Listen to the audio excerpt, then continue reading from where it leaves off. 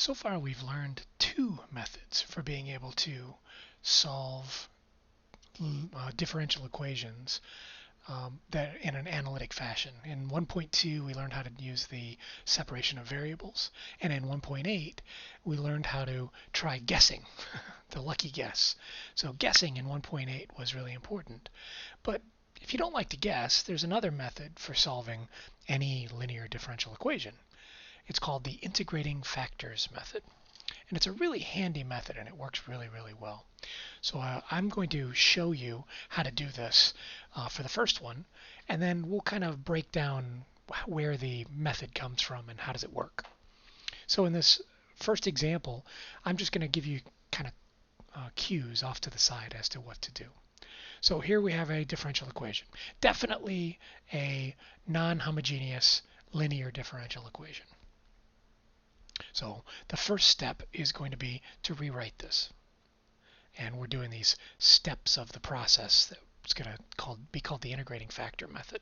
So we're going to rewrite this, and we're going to rewrite it so that all the dependent variables are on the left side. So dy dt plus 2y equals e to the t, right?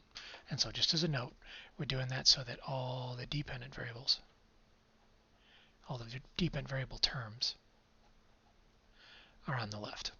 And just like we did for the method of the undetermined coefficients, or the lucky guess method, just like we did for that one, we're going to keep our dependent terms on the left, but for a slightly different reason this time. Then the second step is going to be to multiply through by the integrating factor.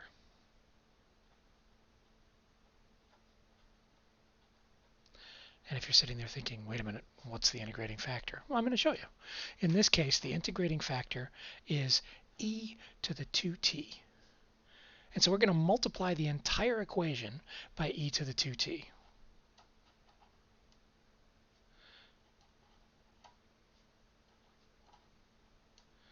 Right?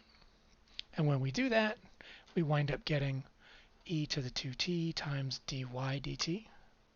Then multiply it through to the next term, we get plus 2e to the 2t times y. And then in the term on the other side, let me get the mouse out of the way, term on the other side, we get e to the 3t. And you're probably thinking, okay, that just made it more complicated. Why bother doing that? Well, there's the next step. So the next step in this process is going to be to rewrite the left side as a product rule derivative.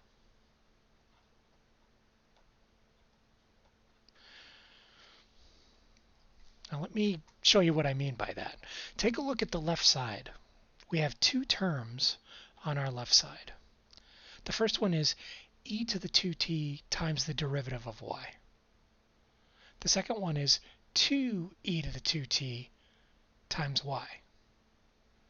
Now if I were to ask you to take the derivative of e to the 2t just by itself with respect to t, you'd say, oh, that's 2e to the 2t. And if I were to ask you to take the derivative of y by itself with respect to t, you'd say, oh, that's just dy dt. So what we have right here is actually the output of the product rule derivative of, and that's what we're going to do. We're going to rewrite this whole left side. It really is just the derivative with respect to t of e to the 2t times y. Now pause for a second and really convince yourself that that's true. Take the derivative with respect to time of this product. You know it's going to be the derivative of the first times the second plus the first times the derivative of the second. And that's exactly what we have right here. So make sure that that makes sense to you, because that's the key to this integrating factor business. The other side, it's just hanging out, doing its thing. Now comes the fun part, because I've got the derivative of this junk, and on the right-hand side, I've got just something else. Now, the next step is going to be integrate. Scoot this up so you can see. Integrate both sides. And we're integrating both sides with respect to the dependent variable, or the independent variable, not the dependent variable, independent variable. And what do I mean by that? Well, I mean integrate with respect to t, this side,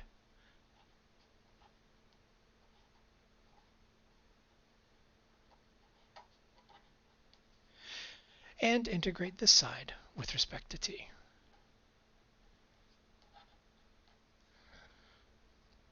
Now, this side is an integral that we can totally do. Not too terribly difficult.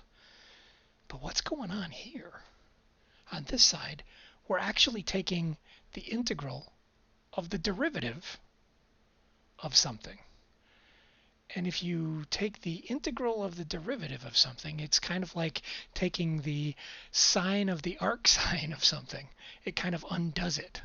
These operators undo each other. So really what we're left with on this side is just e to the 2t times y equals.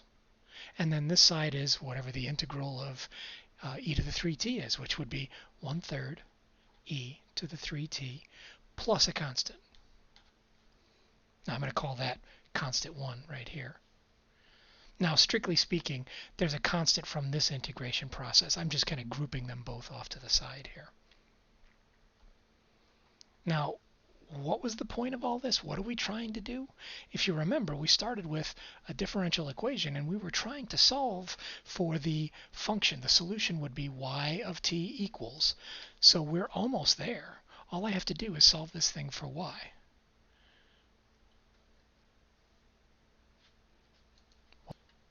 So all we have to do is divide both sides by e to the 2t, or if you want to think of it that way, you could multiply both sides by e to the negative 2t. And that's really the last step in this process, is solve for y of t. And so all I need to do now is just divide or multiply, whichever way you want to think of it, and I get y of t equals. I get 1/3 e to the, well, this is minus 2t, so this would just be to the t, plus this constant is still there, so I have to multiply that by the reciprocal, or just think of it as c1 times e to the minus 2t. Now, if you're thinking we pulled some magic out of a hat and that couldn't possibly work, well, let's hop over to Maple real quick and just verify. So here we are in Maple. I've already got the equation set up, so all I have to do is hit enter. So it's the differential equation dy dt equals negative 2y plus e to the t. So let's find out. What does Maple say that is? Maple says y equals e to the t over 3, 1/3 e to the t, plus e to the minus 2t times a constant. So hot damn, it worked. This method worked. So if you get to the end and you're like, okay, that's awesome, but I follow you here and here and here, and even this step was kind of cool, and I get this, but how the heck did you know to multiply by e to the 2t? That's the trick. That's the secret.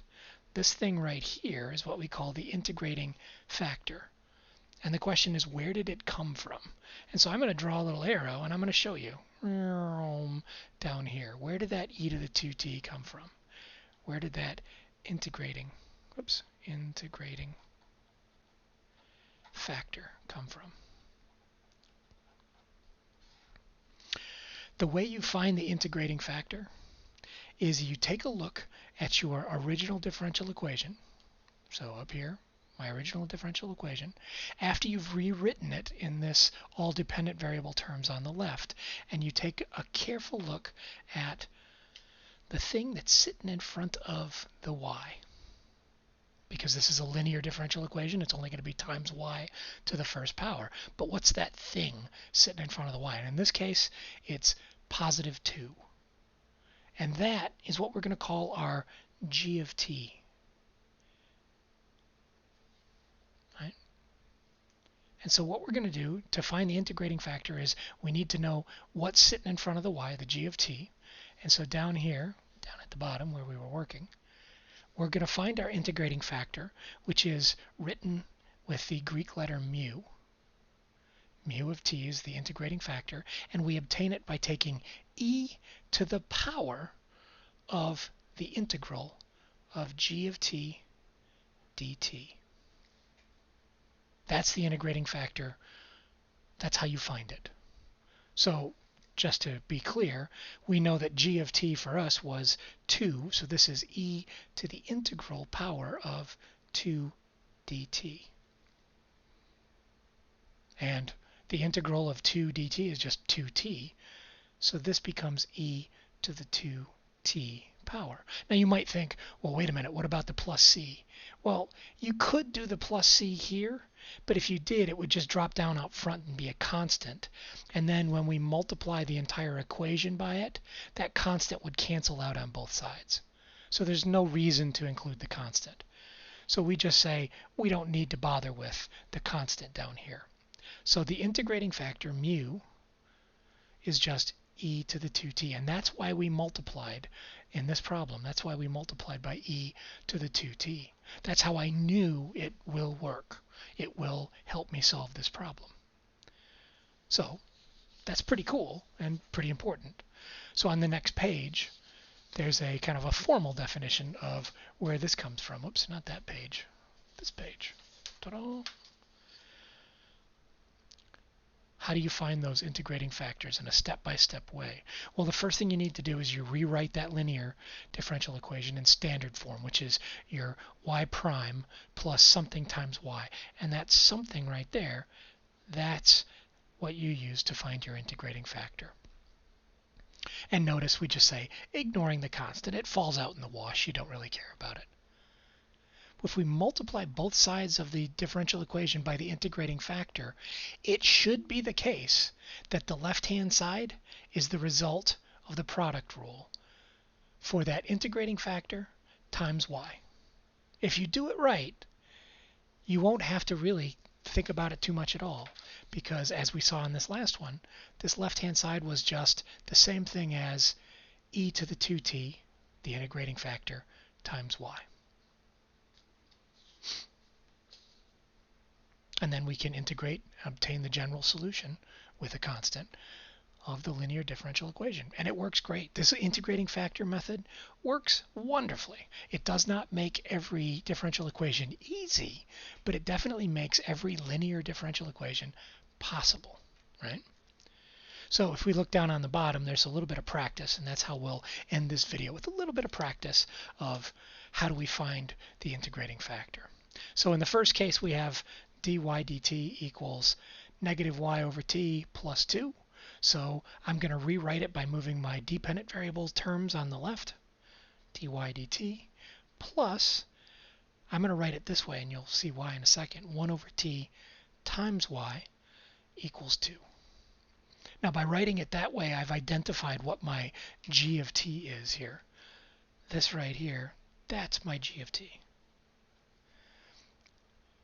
The thing sitting in front of the y. So now all I need to do to find my integrating factor, or sorry, my mu of t, I should write it that way, integrating factor, is take e to the power of the integral g of t dt, or in this particular case, e to the integral of 1 over t dt. Now, the integral of 1 over t dt is just the natural log. So this is the natural log of t. Now technically absolute value of t, right? And again, we don't really care about the constant from the integration, because e to the natural log of some junk is just the junk. So it turns out my integrating factor, mu of t, is equal to the value of t, right? So in that case, we're able to come up with an integrating factor that we would then multiply through the entire equation, and that would help us solve it. Right? But we're not going to solve this one. We're just kind of setting it off to the side. We're just identifying what is the integrating factor. Now that one was relatively straightforward because we were dealing with dy dt. But what about in a situation like this? dA over ds. Okay, well the first thing we need to know is that the a is the dependent variable and s is independent.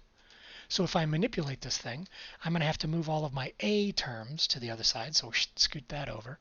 And we have dA ds minus s squared a equals 4. Okay. And in this case, the negative s squared, including the negative, that's my g of t. Now I can't forget the negative because that's sitting in front of the a as well. Right? So that means I can use my integrating factor formula and figure out that the integrating factor must be e to the integral of, now notice I'm even trying to use t here. See, I did it on purpose and I fooled myself. It wouldn't be t inside there. That's no longer our independent variable. For this problem, our independent variable is pretty clearly s. So g of s and mu of s would be what I'm looking for here. And so this would be e to the negative s squared ds. And so the integrating factor, with a little bit of effort, becomes e to the minus s cubed over 3. Not pretty, but it'll work. Now, I say not pretty, but it'll work because what we're dealing with is multiplying this through that equation and then doing some integration. Now, that means the right-hand side would be 4 times this, and that is not a pretty thing to integrate. So just because you can find an integrating factor doesn't mean that the resulting integration is going to be easy for you to solve. So that gets through this video. Tune in next time and we're going to take a swing at practicing with some existing problems.